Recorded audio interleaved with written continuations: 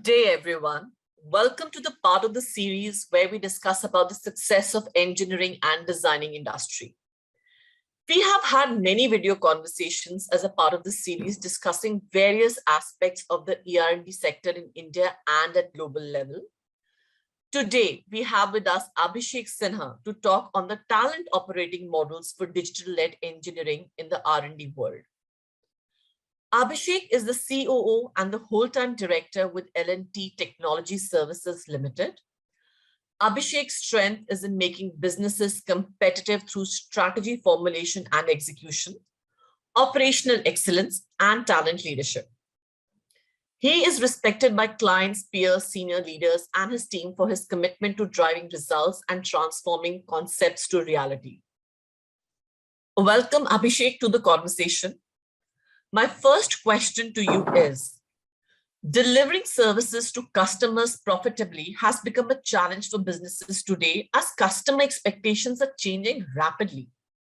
To meet these expectations, enterprises always focus on newer thinking and also development in digital services and operations. What, according to you, is the right mix of new age capabilities that enterprises should develop to meet customer demand? Also, any advice to them on how to set up teams to be successful in a digital world, given the concept of work from anywhere? Yeah, thanks, Vishali, and greetings to everyone. It is indeed true that the world is changing very fast. And I think if anything, COVID has brought out digital to the forefront. We are an engineering technologies and services organization, and in every facet we see the digital avatar rearing its head more than ever before. So in my view, from a capability perspective, one is I think you have to understand that employees world over, while they do have basic skills, but their ability to be trained on newer technologies is something that organizations have to take head on and not hope that the employees can themselves be ready and learn through various online platforms that are out there and be ready to take this challenge. I think that is one mistake a lot of organizations do, where they hope that we'll only hire people who already have those skills, or we just leave it to employees to figure it out themselves. What we have done is we have created, I would say, a world-class engineering academy. This is something that we invested over the last 2 years. And this academy comprises not just a head doctorate person who runs the academy, but we have a lot of faculty members. These are people who have come from the industry and from education sector and are passionate about teaching. Most of these are masters or even PhD guys, but passionate about teaching engineering. And we ensured that through them, and of course, partnership with these online platforms that where possible, we curate programs for our engineers to get ready for the newest technology. We all know what the newest technologies are, right? But the key is how are we dishing them out? How are we enabling the engineers in those technologies? The investment has to be organic. That's very critical. And we cannot just rely on inorganic acquisition of that, because that's not going to solve the problem that is there in front of us, especially with the supply-demand equation changing so much. We know there is, I keep talking of this concept. I think it was almost 15 months back in a similar panel, just the COVID had broken out. And I was talking about this concept of extreme offshoring. We are entering into an era of extreme offshoring. Touch any company, you will see that offshoring percentage has increased anywhere from 3% to even 10%. The companies are operating at 80% offshore, which is very high. Now, with that happening, if we do not invest in technologies, we will leave the demand unfulfilled. Now, that's one dimension. The second part I want to touch upon, which is the second part of the question, is how do we set up teams to be successful in the digital world? Correct. I think it'll be foolish for any company not to embrace the new reality of hybrid working. It's you just have to embrace it. It's here and now, and it's not going back to 100% working from office. Now, given that reality, how do you still enable your talent and deliver to your customers? And that's where I think it is not about work from anywhere. It's more about the hybrid model of working that is prevalent. For engineering especially, I think it's important that we understand that not everything can be taught online. You also need to dirty your hands. So the way our academy works with our engineers is, even if you look at a fresh talent, which is a 3-month program, we could say, yes, first 6 weeks, absolutely fine. We'll have a lot of digital programs and courses. But the last 6 weeks, you are with us as we let you get your hands dirty in our labs, right? With the tools that you need, right? Which cannot be done, not everything can be done online. So that even the training has to be hybrid, not just people staying hybrid, right? And that is needed on the technology side. From a managerial side, I think the challenges are different, which probably I'll talk of as we move forward. Yeah, I have more questions on that one. So we'll wait for that. Abhishek, I think you've raised some very interesting points, and the second question covers a part of it. So according to a McKinsey analysis, about 60% of occupations would have 30% or more of the constituent activities automated. This simply means that digitization is changing the vast majority of occupations. What are the right management systems that we should put in place to embed the new skills, technologies, processes in an organization for upskilling the current workforce to be future ready? Okay, I think the percentages that you're talking of from McKinsey are obviously not the same across industries. Correct. Right, the manufacturing industry is seeing far more automation and robotics coming in, which actually is resulting into us getting more of that business, right? Because you need to have code written to automate these processes. From our perspective, yes, automation is absolutely necessary and it is relevant across. I mean, I would say that it is not now, at least in our industry, engineering and services industry. Automation was always needed. You always had to take a work from a customer and say, how can you deliver it faster, better, cheaper? I mean, it's always there. And we would always, when I was growing as an engineer, right, in my younger days, our managers would always challenge, can you automate it? Can the same work be done faster, right? So at least from the IT services and engineering services, it's not that much of a shift, I would say. Having said that, I think one of the things that's very critical, again, I go to the supply demand situation, right? So you have, because of extreme offshoring, you have that limited talent, but you need to deliver more, right? If you can automate, you can do more with less, right? I mean, that's a fact. So how do we approach that problem? So every company, including ours, we are looking at automating in every business we do. So we have solution teams working, we have tools and solutions created which can automate and bring the cycle time down, more from I would say from a software perspective. This is of course developing more skills on not just deep programming, but low code, no code, something you might have heard of, right? How do we achieve more with less code? We also look at how do we train our engineers to create more automation and even incentivize them to do the work faster. Yeah. And I think finally, there is one phenomenon which is not really taken off in the industry and something I'm very passionate about. And I hope that I will see it happening one day. There's some research I'm getting done in our organization, is that of crowdsourcing. I'm a huge believer that engineers have time. They have time. They just need the challenge. So the same work that can be done in 8 hours, they finish in 6 hours probably.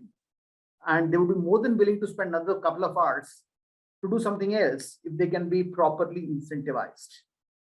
So if you're able to create platforms and ways by which you can crowdsource work within your organization, especially before you go out, first within your organization, without compromising customer IP, because that's obviously critical, I think we will achieve so much more. And that is a different kind of automation where you're using the same talent to deliver more to the customer, helping your company and helping customers get done work faster, right?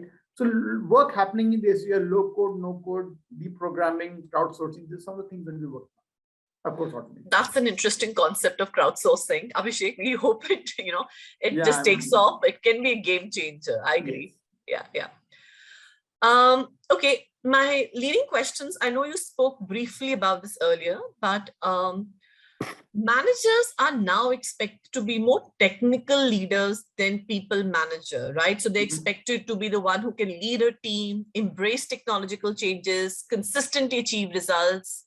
Yeah. So what are the outlined principles that will provide a firm foundation of becoming an effective technology leader? Because I think a lot, people don't come in that role with that kind of skill. So this has to be evolved, right? So in your mind, what lays that foundation? I think there's a very fundamental aspect, Vaishali, here that we miss. A lot of companies, a lot of people run after becoming managers of people without realizing that if their foundation is not strong, they will become managers, but will never become leaders. They'll not be people who will be respected. Yeah. And when we say technology leader, these are people who will be respected. If I look at my background, I was an architect before I became people are surprised to know very an architect once we could have never imagined. The point I'm trying to say is that the culture in the organizations has to be that we celebrate technology every day. Our technology leaders are role models. Because they are not role models, you will not have the right leaders wanting to become technical leaders, right? They'll all run after saying, how large is my kingdom? How many people am I managing? Rather than saying, I'm a technology leader and my team respects me because I can solve their problems. I can understand their problems. So in my view, it's not about training. This is not a training issue. It's a culture issue. Does the company celebrate technology every day? Do the technology leaders get revered and put on a pedestal? Are they seen as people that your engineers want to be one day, right? That creates the right culture of creating technology leaders in the organization. Of course, trainings help. But if the culture is wrong, trainings won't help. At least that's the approach we are taking. And we are seeing some very good success there, where more and more people are saying, oh, this looks good. That's who I want to be. So that's the way we are approaching the technology leadership aspect. And as you said, I think the culture really comes from top down. Yes. So, it is definitely how the leadership perceives you, what is the culture being driven? Correct. Excellent point. Right. With work from anywhere, and now I know you corrected me, with hybrid work, if I was to use that word, now becoming the new norm, there is a lot of need to focus on behavioral traits like trust, creativity, collaboration, connection. How can managers promote a cohesive culture? And how can companies continue to create plans and policies that generate an empathetic culture centered on employee engagement and wellness? Because it's somewhere a tough balance, right? You need technical, you need culture, you need behavioral traits. So yeah, I'm quite keen to hear. It's a very important question, probably one of the most important questions or challenges that our industries, every industry is facing today because of we call it WFX, work from anywhere, which is still, work from anywhere is fine. It has to be hybrid though.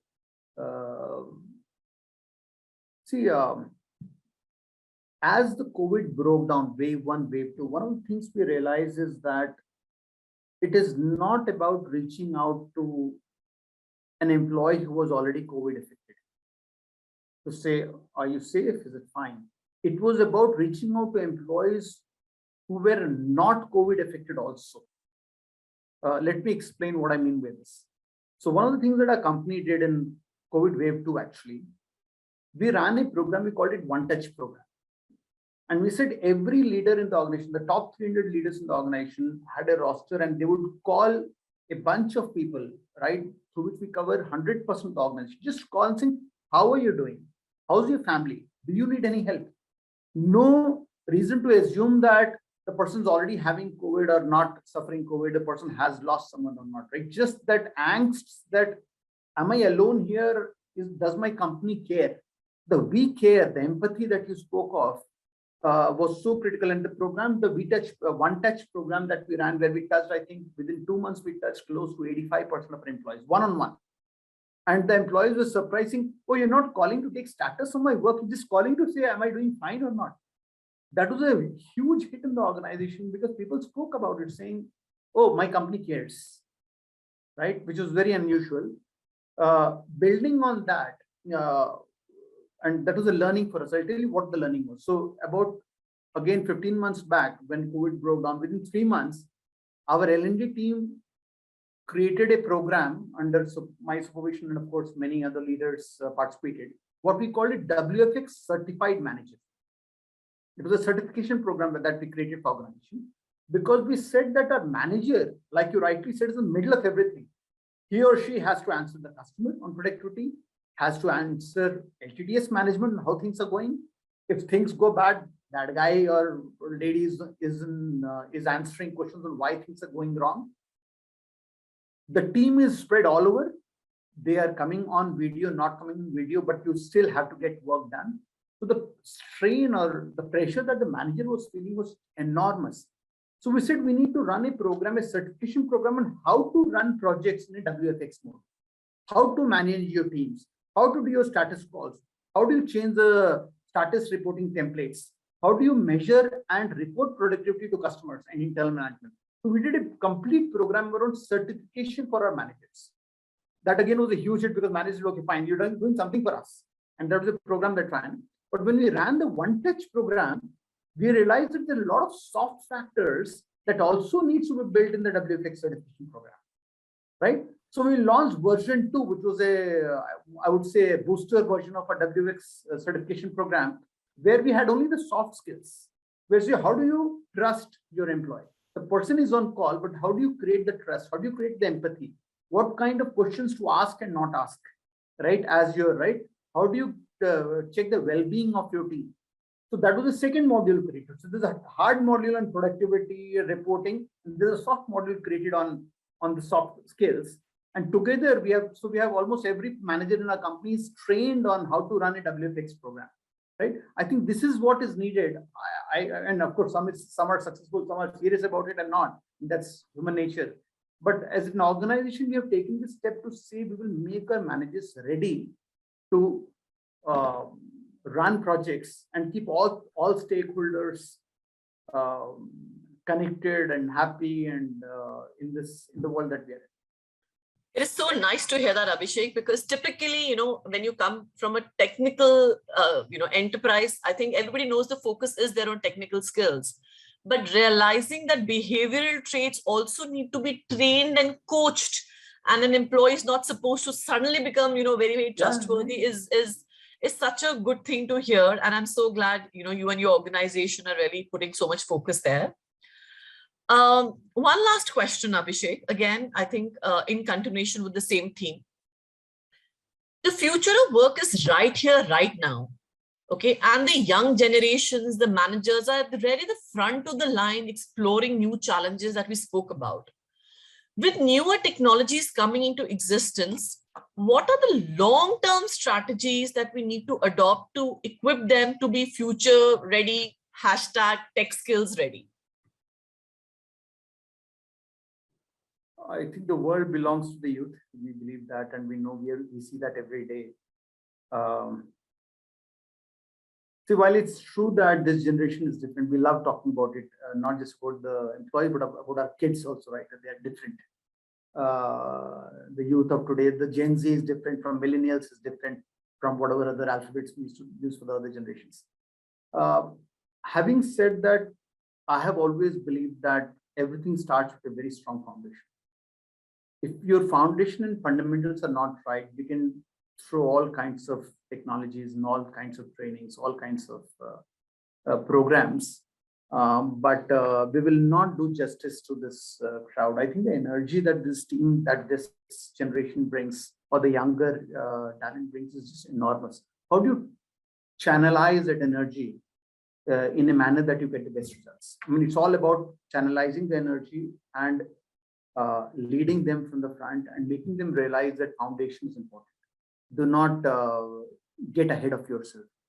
So from that perspective, when I say foundation, I'm talking debugging skills, the whole product life cycle.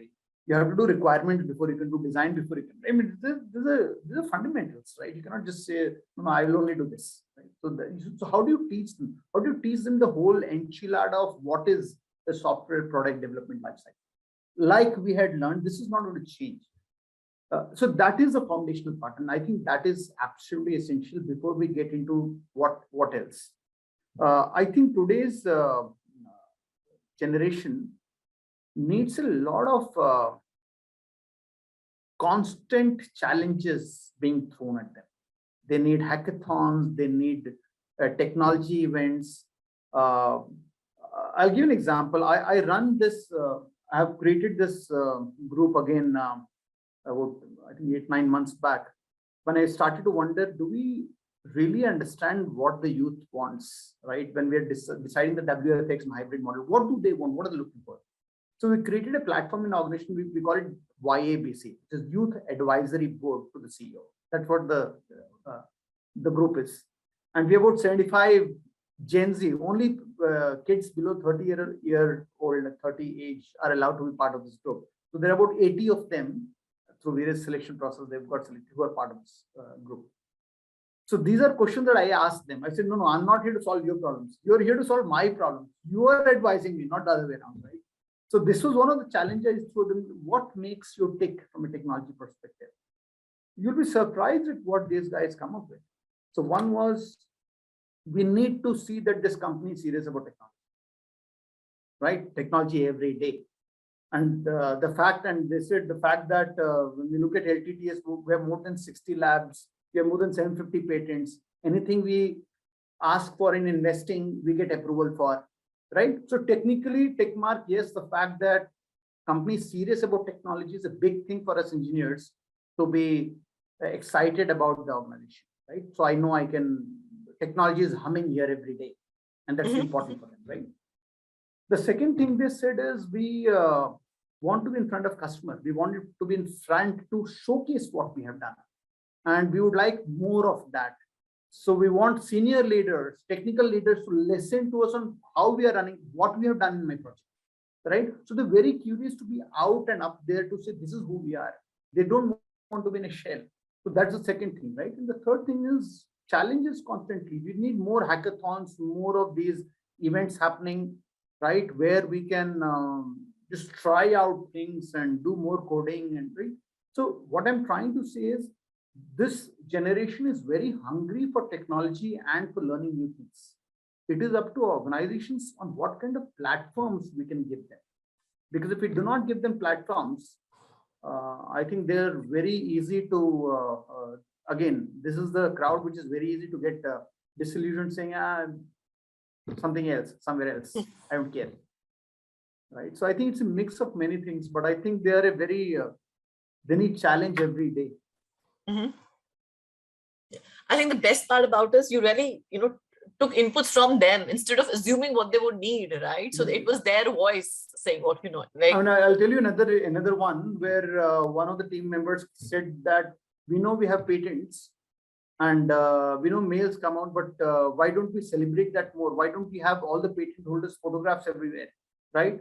You'll be a great idea that this team came up with, which we have implemented actually. We had to go to Microsoft and get them to work with us to implement this. So they said that when I log into Teams, if I'm a patent holder, can my logo show a medal there or something else to say, oh, a patent holder has joined the call, right? And we have actually, we worked with Microsoft and we said we need such a feature. And we have actually now, we're just rolling out that feature where any of these 700 patent holders, when they join a Teams call, their logo, their ID, whatever, will show a medal or something, which is different. Yeah, that is such a great recognition. Yeah. Thank you, Abhishek. This was a very insightful conversation. And I'm sure that, while I enjoyed it a lot, there's a lot that the audience will also take back from here. With this, we come to the end of this video conversation session. For more such insightful talks, please keep following us on our social media channels. Thank you very much. This is Vaishali Taneja from NASSCOM signing off. Thank you. Thank you, Vaishali. My pleasure.